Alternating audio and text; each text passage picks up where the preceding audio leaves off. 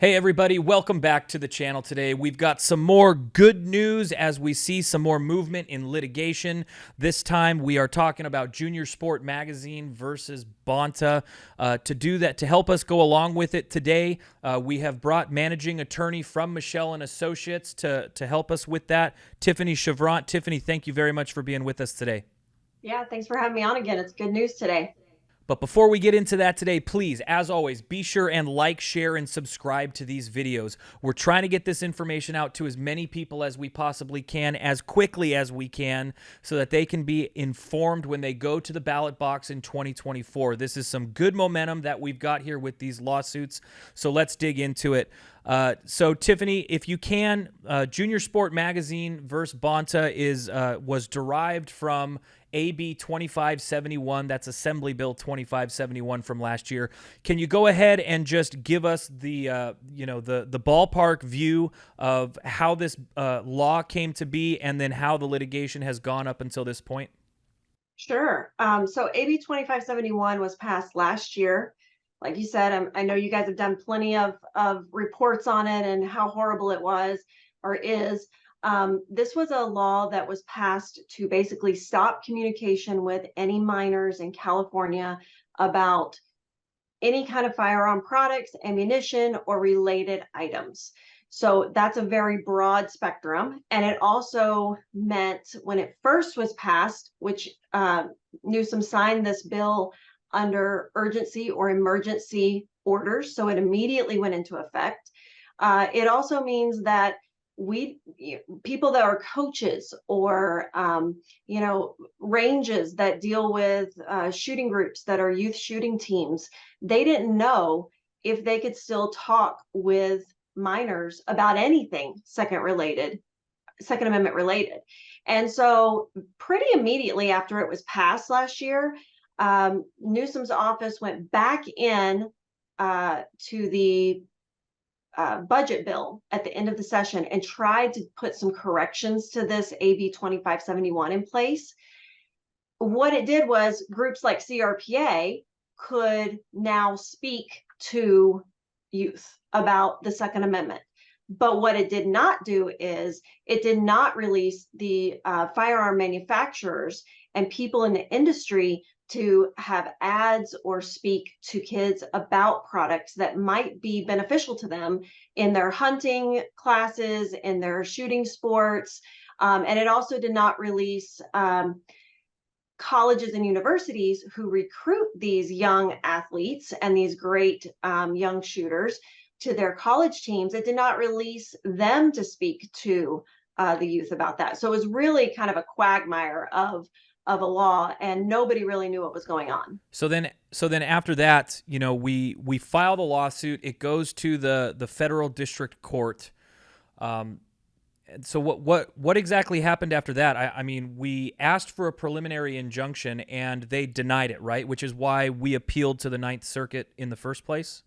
Yeah, so CRPA and Second Amendment Foundation and Gun Owners of California and Junior Shooters Magazine, we all came together to file this lawsuit very, very quickly, I might add, to try to stop the law from going into effect, to try to get a preliminary injunction, which would stop the impact of the law while the case moved forward. And the lower court, the district court, they denied our request for that. And they said, no, there's nothing here that would go against your constitutional rights. This is a First Amendment case, by the way. This is not really a Second Amendment case, but it deals with Second Amendment rights. And so we appealed that to the Ninth Circuit. And in this summer, we had oral arguments with the Ninth Circuit.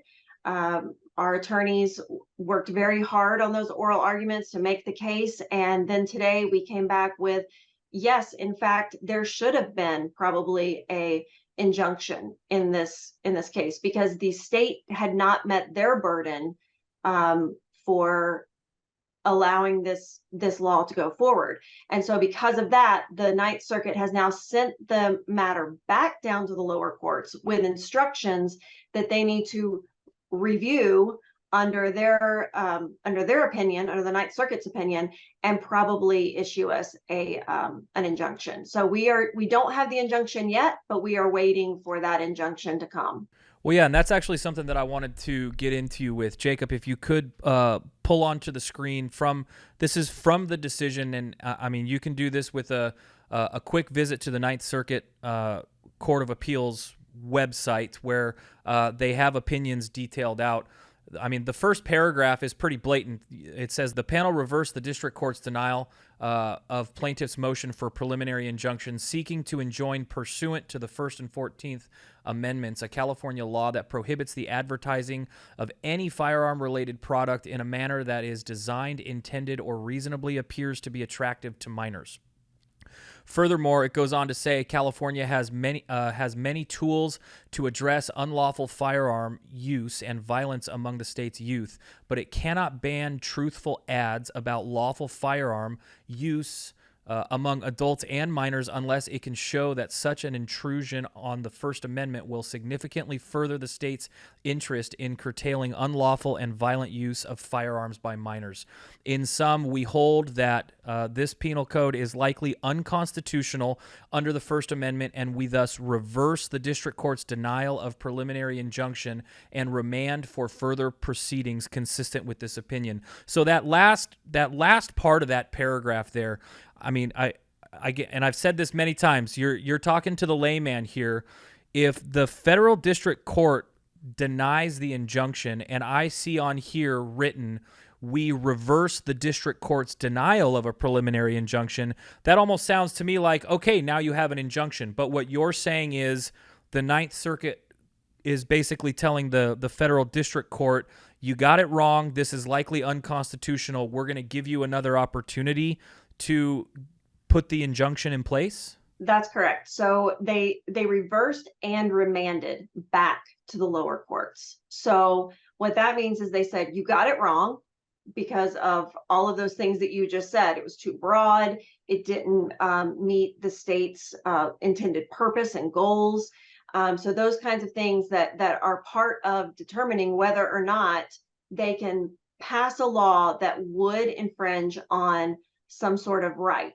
There are certain things that they can do against foundational rights, like speech. And in this case, it's commercial speech that we're talking about. So that's a little less of a strict standard. But because they didn't meet those standards, the state did not meet those, the Ninth Circuit said, we're going to remand it back to the lower court, let them consider what our ruling says. And we don't know at this point if the lower court is going to come back and say, okay, well, we want the parties to come back in. We want to hear some more oral argument about this, or maybe we want more briefing. We don't know, but they're going to have to consider what the Ninth Circuit opinion says for sure. I guess I'm just curious here. Maybe you can shed some light for me. I mean, is this sort of like, you know, bopping your younger brother on the back of the head saying, hey, what the heck are you doing? Is this trying to not necessarily have any kind of blame come down on your shoulders or responsibility come down on your shoulders? Why doesn't the Ninth Circuit here, and I understand this is an opinion-based question, so not necessarily any statements have been made, but I'm sort of curious what your thoughts are. Why doesn't the Ninth Circuit just simply place the injunction? Why is it that they have to say, look, we're seeing this as unconstitutional, now we're going to give you another opportunity to call it unconstitutional? Well, it's pretty typical for the Ninth Circuit to pass that to, when they do overrule a lower court, they pass that back to the lower court and say, okay, now you understand our reasoning and where basically you messed up in your opinion, and we want you to correct that. So the lower courts do not like being overturned. I will tell you that. That is not something that judges enjoy at all. But they do try to give them the opportunity to correct it. And so what we're anticipating is that eventually we will get the injunction, and that would be in place through the duration of the rest of the court proceedings. So just because we have an injunction does not mean that the case is done.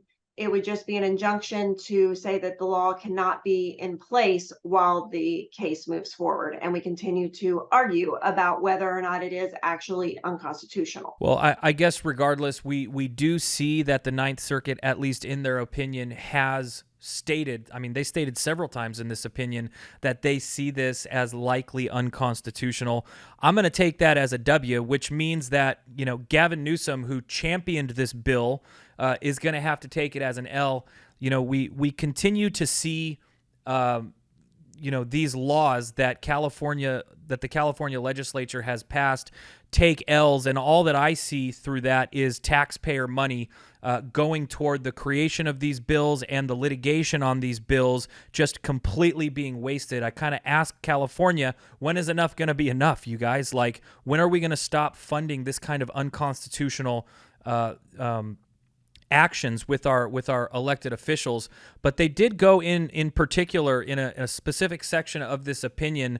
The judge was talking about viewpoint discrimination. Can you talk at all about that section? What is the viewpoint discrimination that they saw in this bill that would make it unconstitutional? Well, actually, and this is hot off the presses, so this is first reading of the opinion that you're getting here. But what they talked about with the viewpoint discrimination, they actually said that they didn't even have to decide that in this opinion, because even though we were arguing that there was viewpoint discrimination because they're specifically targeting Second Amendment gun owners, youth who do shooting sports, you know, all those kinds of things, that the court didn't have to decide that issue here, because intermediate scrutiny was the proper scrutiny under a commercial First Amendment commercial situation. And so they really kind of put that aside and said, we're going to use intermediate scrutiny here. That's a higher standard than a rational basis. That means that the state has to have, it can't be too broad in its scope, which they stated here that that the state actually was not just prohibiting speech to minors in this law, but they were prohibiting the speech of adults as well, because it was so broad. And they were also prohibiting lawful speech. And I thought this was really interesting too. They mentioned that not once in any of the evidence did the state actually put forward that said that there was a youth who had purchased a firearm illegally because they saw an ad. So these were all these, you know, just in the air concepts that they had no evidence for. And the court picked up on that. I think that's really important. And, you know, as far as Gavin Newsom and passing these laws, I mean, they're told multiple times as these work their way through the legislature that they are unconstitutional. We write letters.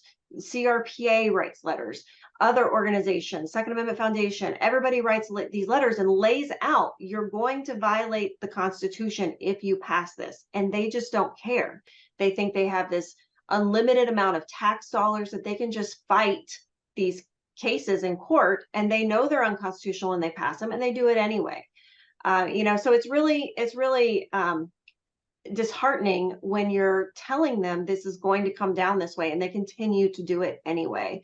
And it's kind of a unspoken secret, I guess you could say, in Sacramento right now, that they're literally making statements that say they're trying to bankrupt the gun culture. They're like, let's pass this and see if they have the money to challenge this. Let's pass this and see if they have the money to challenge that.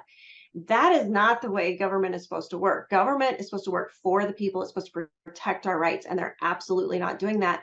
And that's why the courts are coming down on our side in all of these cases. Yeah, while they are reporting a deficit in the state, and you're talking about using California taxpayer dollars to fight on their end of this as well. Well, I can tell you this is just the first reading. I'm sure that there will be many more readings and a lot more information coming out about this. I guess, Tiffany, to round this out, what can we expect? Is there any expected timeline going back to the federal district court? What is the process from here? It will take a little while, probably take a couple of months to get all the documents from the Ninth Circuit back to the lower courts, have them actually schedule either whatever they're going to do, either a hearing more briefing, whatever that looks like. We'll probably know in the next couple of months. And then, after that, we should, hopefully, we're very hopeful to get the injunction from them and not have a lot of run around and trying to jump through hoops. So that's kind of the process. Unfortunately, anytime you work with the courts, there's no timeline. So for them to give their opinion, there's no timeline. There's timelines on us, absolutely, but not for them. So we're all kind of in a waiting game at this point. So I guess final question here. So this is not an injunction that is placed, correct? So until we actually see a decision from the federal district court, we continue as we have been operating in the business world, correct? That's correct. That's correct. We need to continue operating the way they've been doing as if AB 2571 were still in place. We do not want people to go back to the pre-law way they were operating, meaning how they have signs up at ranges and sponsorships from manufacturers and all those kinds of things when they're dealing with youth shooting and youth sports events. So just be cautious with that. The best thing I can tell you to do is watch this channel and watch for alerts coming out from CRPA, because we will update you as soon as we know something from the court. And hopefully that process can happen soon. I know with the original ambiguity of this law and the detriment that it's put on the community, we want to go back to the way things were before AB 2571 hit the legislature. Thank you, Tiffany, very much for shedding some light on this for us. I really appreciate it. You're welcome. Thanks for having me. Absolutely.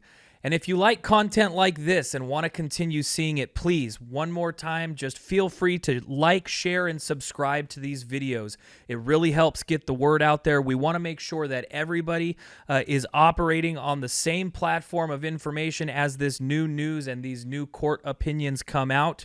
So thanks again, guys, and we'll see you on the next one.